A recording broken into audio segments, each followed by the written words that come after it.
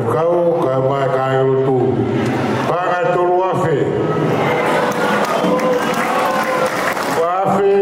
pakai euro 5 wafe pakai euro 5 Hamilton dia wafe pakai euro 5 kalau pito Hamilton ni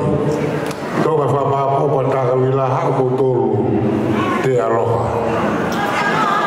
kalau bagi siasat lotolah wi cakaya punare malu-malu